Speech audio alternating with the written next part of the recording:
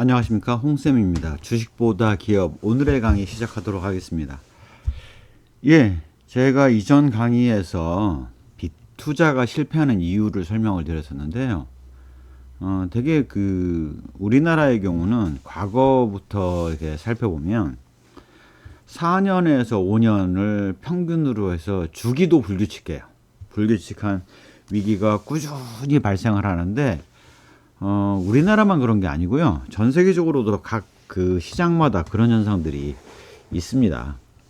특히 이제 경제 위기는 이제 경기 침체 정도인데, 사실상 주식이 급락을 하고 이렇게 널뛰기를 하는 경우는 주로 금융위기나 외환위기 같은 것들이 발생을 했을 때, 주로 금전 거래와 발생된 금융시장 내에서의 위기가 발생하면 그런 현상이 나타나는 경우가 크고요. 그 다음에 그런 주가에 미치는 영향은 특히 그런 금융위기가 훨씬 더 크게 나타납니다. 그래서 사람들이 어떻게 생각을 하냐면, 자기가 주식 투자를 하면 나름 이제 몇 년 정도 성공적으로 돈도 벌고 하니까, 가만히 이렇게 있다 보면 내가 이렇게 돈을 잘 벌 수 있다면 빚투자를 해도 더 잘 벌지 않을까? 내가 은행 이자 못 내겠어? 과거 주식의 수익률과 은행의 수익률을 확인을 해봤더니 꾸준히 주식의 수익률이 높았지 않습니까? 그런 현황을 파악을 하게 되면 사람들이 이제 그런 욕심에 빠져요. 기왕 버는 거 레버리지를 일으켜서, 즉 빚투자를 일으키면 내가 지금 연평균 한 10% 내지는 20% 수익 나는 게 20%, 40%씩 수익 나면 내가 더 떼부자가 될 수 있는 거 아니야? 라는 생각을 하기가 쉽죠. 근데 이제 겪어보셔서 아시겠지만, 최근에 이런 빚투자했던 사람들이 조정기, 위기도 아닌 조정기에 주가 급락을 하면서 다 깡통창한 경우들이 발생을 했지 않습니까? 그거보다 이런 금융위기가 왔을 때는 그런 빚투자에서 깡통 차는 사람들이 비율이 월등 높아진다라고 봐야죠. 그래서 많은 투자 전문가들이 빚투자는 절대 하지 말라라는 얘기를 하고 있습니다. 평상시에 조정기에 잘 버텼다고 하더라도 언젠가 한 번씩 오는 4년에서 5년의 주기로 평균적으로 오는 그 시기도 예측할 수 없죠. 불규칙한 위기. 이 위기가 발생한 게 주식 시장에 영향을 많이 줄 수도 있고 덜 줄 수도 있지 않습니까? 그래서 그런 시기도 예측할 수 없는 그런 위기가 4, 5년에 한 번씩 불규칙하게 오는데, 자, 그 위기의 목록을 나열해 보겠습니다. 1998년 우리나라가 외환위기를 맞았죠. 이때 주식 투자했던 사람들이 거의 300포인트 정도까지 주가 지수가 떨어졌었으니까, 그때 빚투자를 한 사람들은 거의 다 거덜이 닫았다라고 이해를 하시면 될 것 같아요.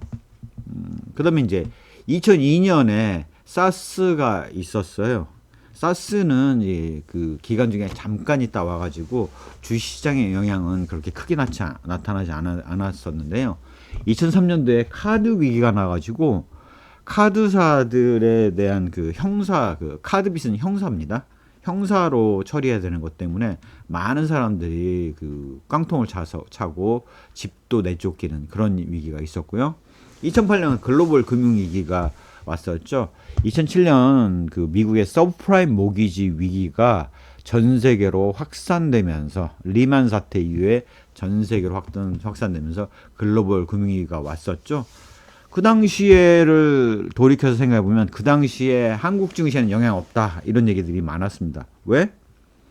서브프라임 모기지는 미국의 문제였고 우리나라는 지금 담보 대출 여력이 충분하고 규제를 강화했기 때문에 영향이 없다라고 많은 전문가들이 공언을 했었는데, 막상 뚜껑을 열어보니 자기네들이 미국 내 살아남기 위해서 우리나라 주식을 막 내다 팔고 현금 확보를 하는 경우가 일반적으로 발생을 했습니다. 결국 서브프라임 모기지로 촉발된 금융위기가 미국 미국과 유럽 쪽에 퍼지면서 우리나라의 주식 채권 시장에서 마구잡이로 팔아치우고 자금을 확보하는 것 때문에 우리에게는 2008년 글로벌 금융위기로 인한 주가 급락이 있었습니다.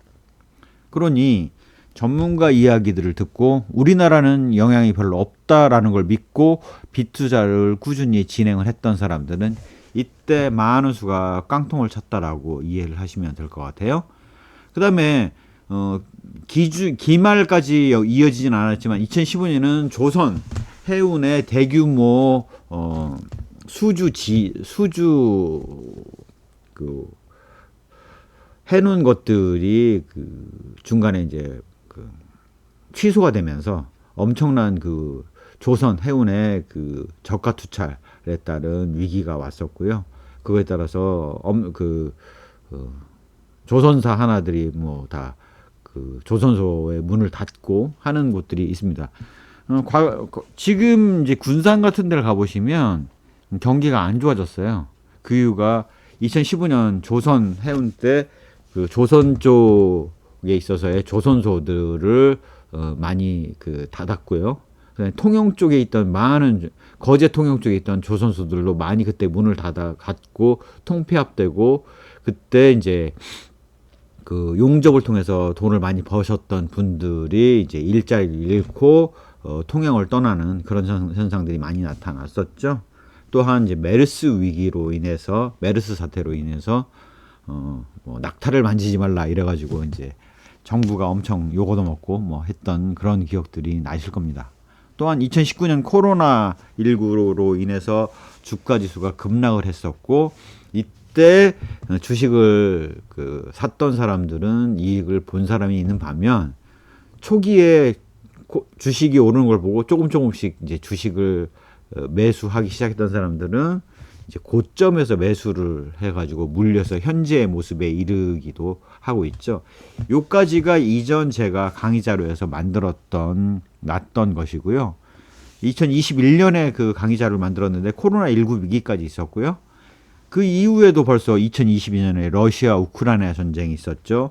2023년에는 이스라엘 하마스 전쟁이 전 세계 경제에 영향을 미치고 있지 않습니까?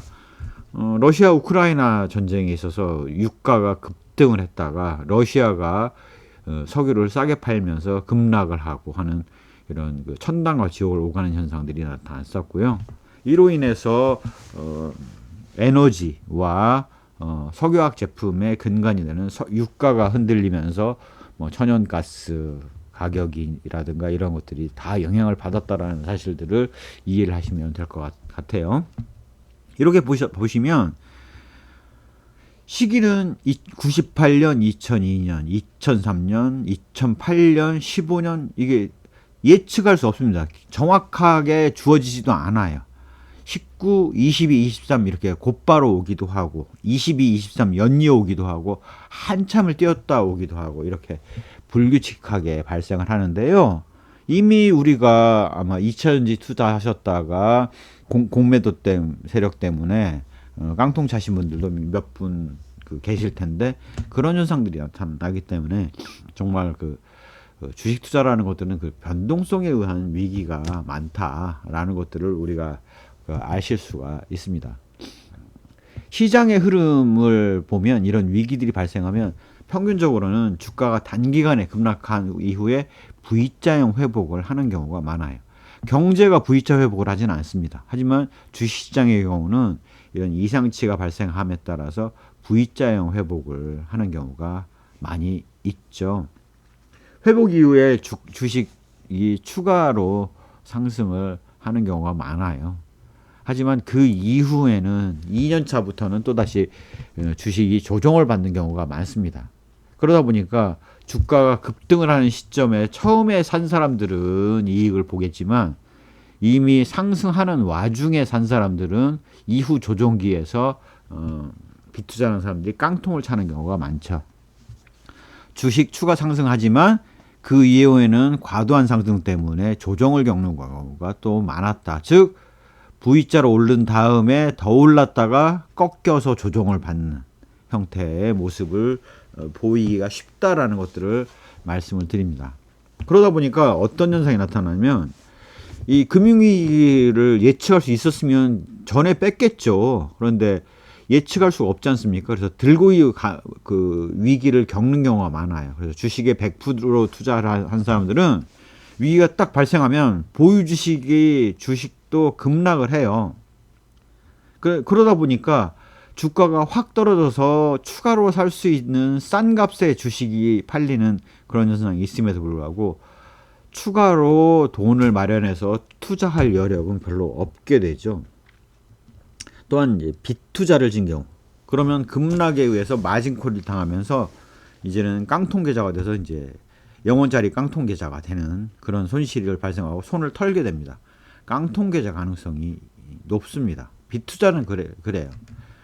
그래서 이제 워런 버핏 같은 경우가 됐든 투자 전문가라는 사람들은 빚 투자는 하지 말라는 얘기들을 많이 하고 있습니다.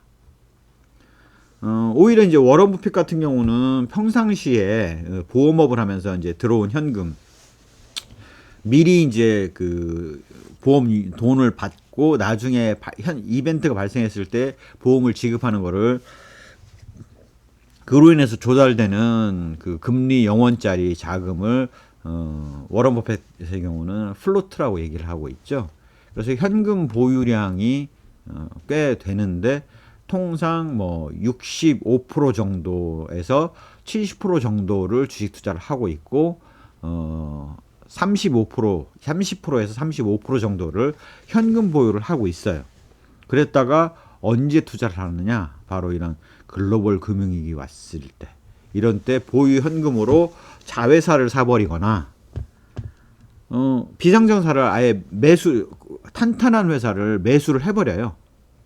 그래서 자기 자회사로 만들어 버리거나 아니면 그런 마땅한 자회사가 없으면 시장 내 저가로 떨어진 주식을 사서 보유현금으로 급락한 주식을 매수를 하죠.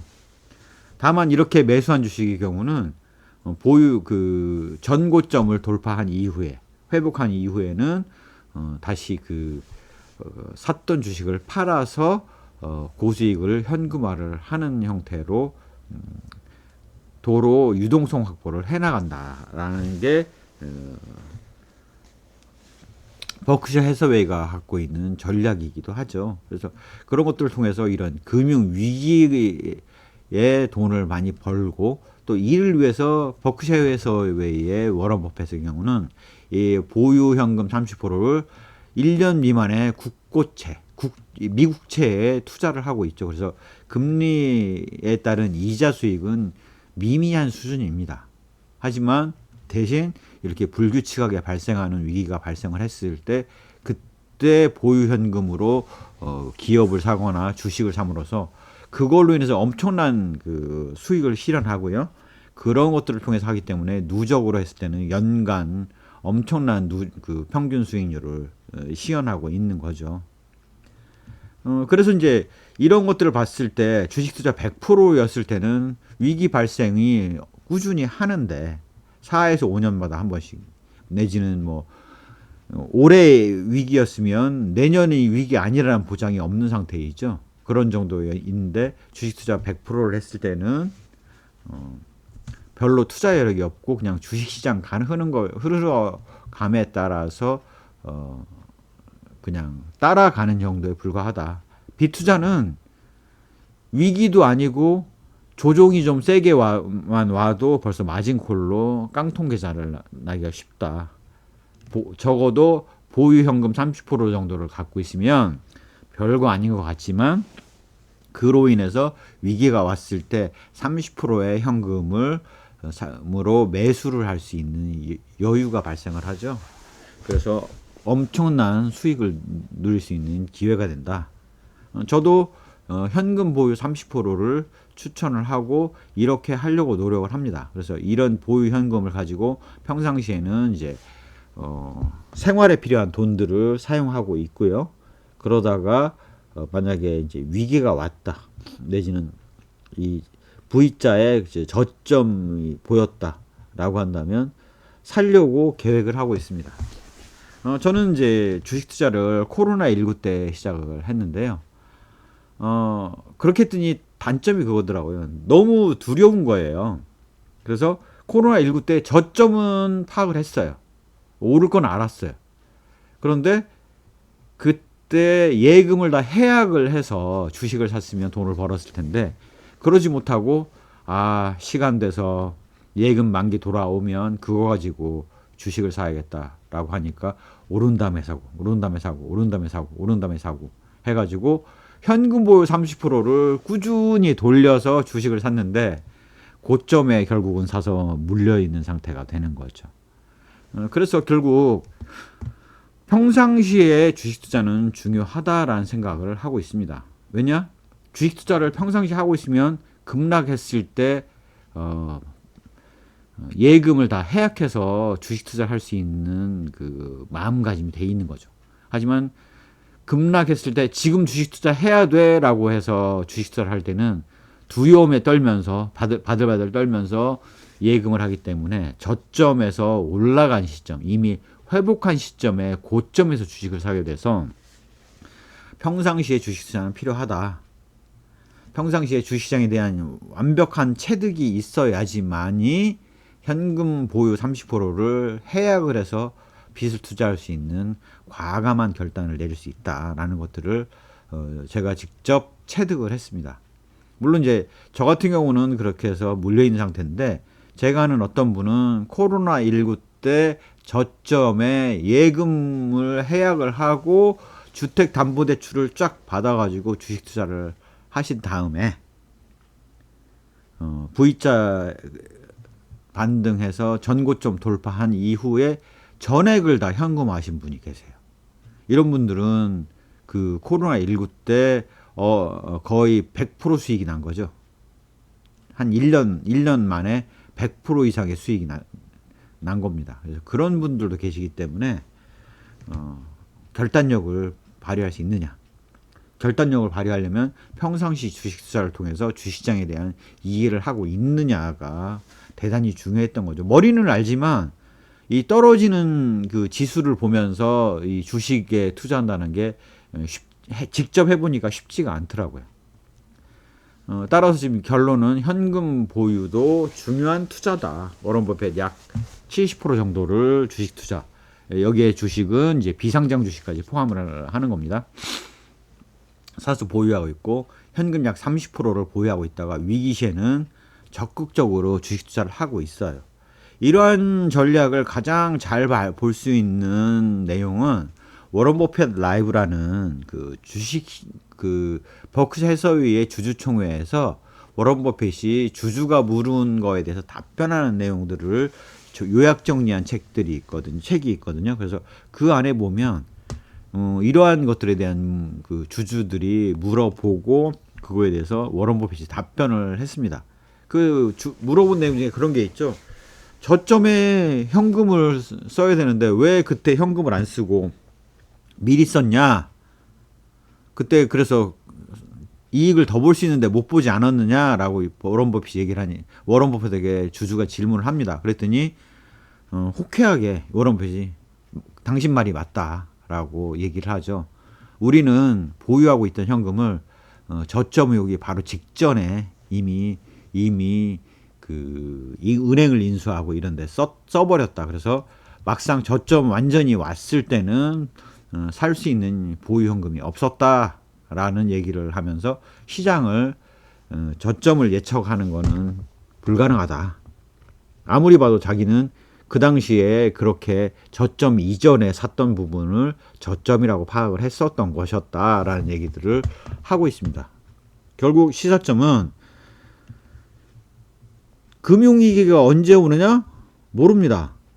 하지만 생각보다는 굉장히 자주 발생을 한다라는 사실들을 여기 이러한 위기의 징후들로 기록되어 있는 위기의 기록들을 보면 알 수 있습니다. 그래서 30%의 현금 및 예금을 보유하시거나 아니면 곧바로 현금화 가능한 1년 만기의 국고채를 사서 보유를 하시다가 평상시에 유동성에 대응을 하시고 계시다가 위기가 발생하면 보유 현금, 예금, 국고채를 전량 현금화해서 주식 투자를 하게 되면 보유하고 있다가 전고점 돌파 후에 상승세가 꺾이면 현금을 30%를 회수하게 되면 주식의 보유 수량은 왕창 늘었겠죠.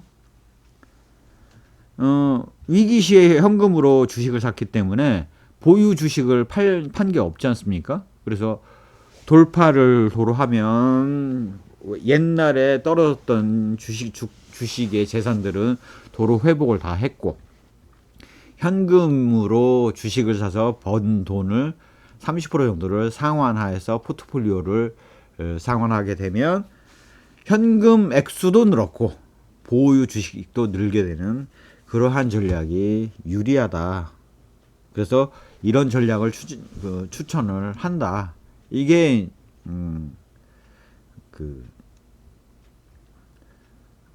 이게 이제 저점에서 사라가 아니라 위기에서 매수하라라는 겁니다. 뭐 이런 것들을 우리가 알 수가 있죠. 자, 이러한 위기의 영향이 정말 실제로 우리 주식시장에 어떻게 영향을 줬냐라는 것들을 저번 시간에 살펴본 그 자료에다가 넣어 보겠습니다. 2003년 카드 위기가 왔었는데 2004년 초에 이미 저점으로 가 있었죠. 그 다음에 V자 반등을 했었습니다. 그 다음에 이제 2008년 글로벌 금융위기가 오니까 주식이 완전히 빠져가지고 거의 2004년 원금 수준으로 떨어졌었죠.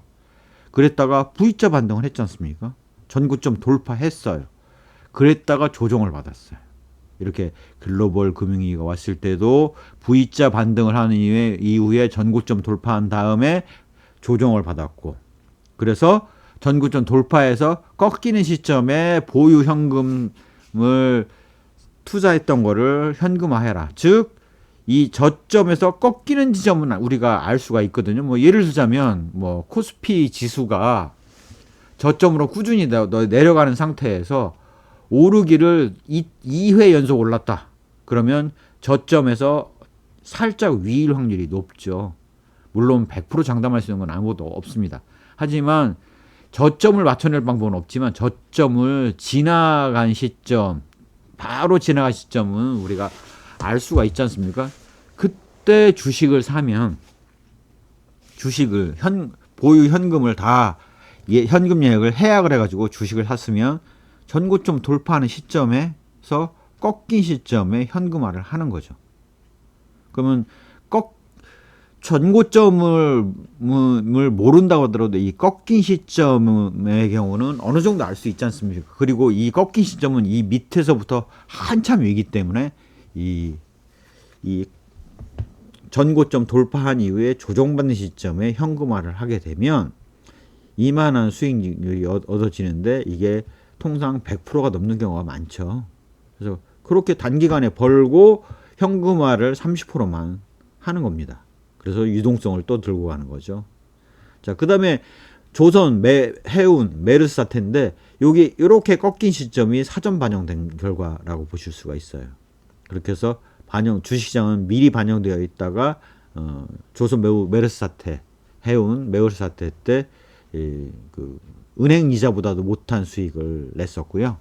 그랬다가 코비드 19에 완전히 꼬꾸라졌었습니다. 그 다음에 이제 바로 상승하는 시점부터 이제부터 저는 보유 현금으로 사기 시작했는데요. 이때 제가 주식 투자를 미리 하고 있었다면 이때 예금을 다 해약해서 샀어야 돼요. 그런데 그렇게 하지 못하고 예금 만기되는 거를 이자 몇 푼 손해 보기 싫어서 주식을 사기 시작을 했죠. 그래서 만기되면 사고, 만기되면 사고, 만기되면 사고, 만기되면 사고해서 이렇게 고점에 쭉 올라간 시점에까지를 주식 투자를 했었던 거죠. 그래서 평상시 주식 투자는 필요하다. 안 했던 주식을 했던 사람이 이때 독한 마음을 먹고 이렇게 모두 현금화된 현금을 갖다가 해약을 해가면서 주식 투자기는 막상 해보니 쉽지 않더라. 이런 말씀을 드리겠습니다. 그래서 평상시 70% 정도는 주식 투자를 하시고 30% 정도는 현금 확보를 해 두시면 평상시에 생활비도 쓰시면서 그 주식 그 포트폴리오를 관리해 나가시면 위기가 왔을 때, 지금 바로 이 우크라이나 러시아 전쟁이 2022년 2월에 발발을 했지 않습니까? 물론 그게 바로 금방 끝날 줄 알았는데 금방 끝나지 않았죠. 그래서 조정기가 길어지고 있고, 또 2023년에는 또 다시 하마스 이스라엘 전쟁이 발발을 했지 않습니까? 그래서 이제 그 부분이 있기 때문에 위기가 이렇게 연속으로 올 거라고 누가 예상을 했겠습니까? 모르죠. 하지만 이렇게 조정기를 지나서 이게 오르는 시점에 사신다면 대규모 이익을 보실 수 있는 기회가 올 수 있다. 다만 조정기를 잘 잡으시라 라는 얘기들을 말씀드릴 수가 있겠습니다. 한국 시장의 실현 수익률로 봐도 위기 시에 이렇게 V자형 반등이 나타났었다. 우리나라의 기업들의 펀더멘탈과 관계가 없는 글로벌 금융위기라든가 코비드 19과 같은 경우는 기업의 펀더멘탈은 영향이 없었지 않습니까? 그런 위기가 왔을 때는 투자의 기회인이 평상시 30% 정도 보유하고 있던 현금을 이때 몰아서 주식 투자를 했다라면 이익을 봤을 것이고, 3천이 넘는 시점에 그게 어느 주식이었는지 모르겠지만 매도를 해서 팔아서 현금화를 30% 했다면 적어도 주식 보유 수량도 늘었을 것이고, 현금을 30%한 것도 은행이자 이상의 엄청난 수익을 얻었을 것이다 라는 사실들을 좀 강조해서 말씀을 드립니다. 고민하실 필요 없어요. 옵니다. 위기가 또 그런 기회, 그래서 이제 buy in the dip이라고 얘기를 하죠. buy low, sell high 뭐 할 때 buy low라고 안 그러고 buy in deep이라고 얘기를 하는데, 바로 위기에 사라. 위기에 사기 위해서는, 언제 올지 모르는 위기를 대응하기 위해서는 30%의 현금 보유가 필요하다. 다만 그때 현금 보유만 하고 있으면 안 되고, 정말 그런 일이 이렇게 발생을 해서 꼬꾸라졌을 때 그 30%의 현금을 즉시 전액을 다 해약을 해서 주식 투자를 한다라면 이익을 볼 수 있겠다라는 얘기들을 말씀을 드리겠습니다. 막상 주식 투자해서 코비드 19이 저점이고 위기다라는 걸 알았지만, 그 당시 처음 주식 투자를 시작을 하다 보니까 그 예금을 해약해서 주식을 산다는 게 쉽지가 않더라고요. 직접 겪어보니까. 그렇기 때문에 여러분에게 권해 드리는 것들은 적어도 평상시에 주식 투자를 직접 해서 시장과 친숙하게 이해를 하고 있어야지만이 이거는 기업의 펀더멘털에 영향이 없는 위기 상황이니 모든 현금 예금을 해약을 해서 주식 투자를 해야 되는 시기다라는 것들을 알 수 있다는 얘기입니다. 그래서 워런 버핏의 투자 스타일을 명심하시고, 이미 제가 이전에 주식 관련된 책들 권해드렸지 않습니까? 그래서 그 영상을 보시고 그런 주식 관련된 책들을 살펴보시면, 또 오마의 현인인 워런 버핏이 주주총회에서 주주에게 들었던 이야기, 주주에게 질문을 받고 거기에 답해준 이야기를 들으면서 통찰력을 확보를 하시면, 획득을 하시면 주식 투자하시는데 수익률을 높이는 데 도움이 되지 않을까라고 생각을 합니다. 제 강의가 도움이 되셨다면 구독, 좋아요, 알림 설정 부탁드리겠습니다. 감사합니다.